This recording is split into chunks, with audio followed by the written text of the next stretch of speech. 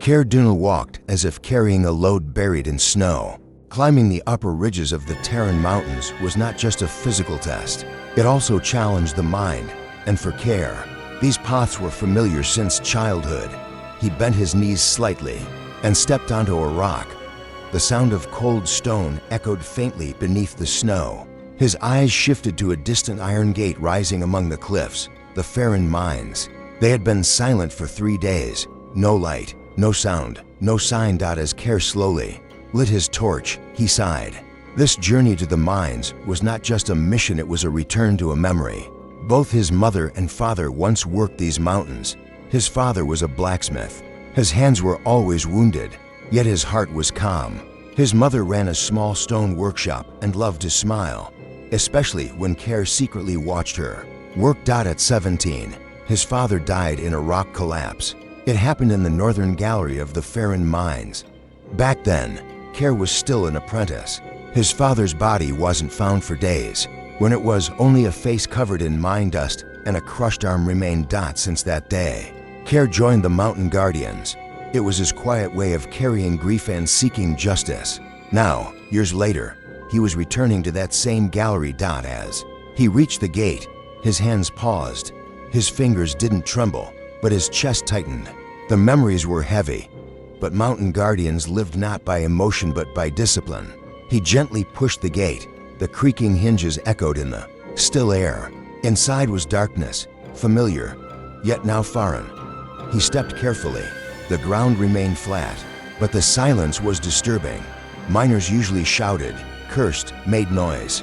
A mine this quiet was either abandoned or Care hung his torch on a hook. The light revealed more. Tools still lay neatly on the shelves. Nothing seemed taken.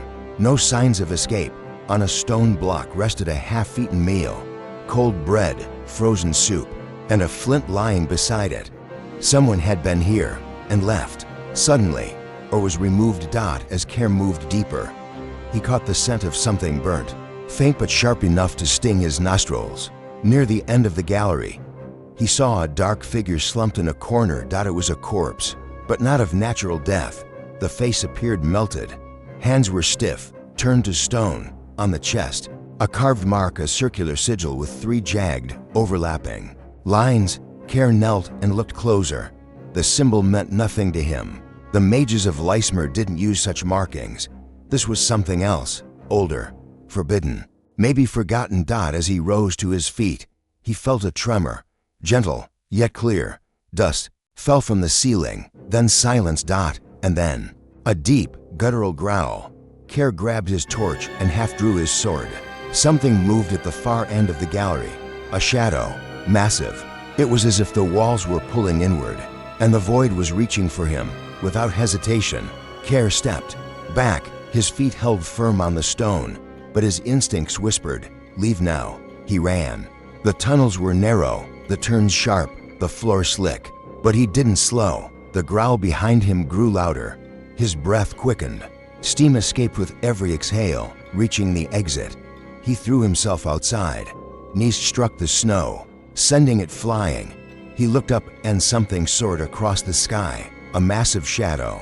Its wings tore through clouds, its presence tensed the heavens. A dragon, one that never spoke, never stopped, only burned.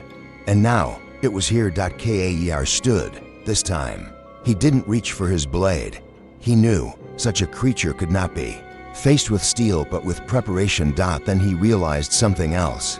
That shape above wasn't just a threat, it was a message. Orvenya was stirring.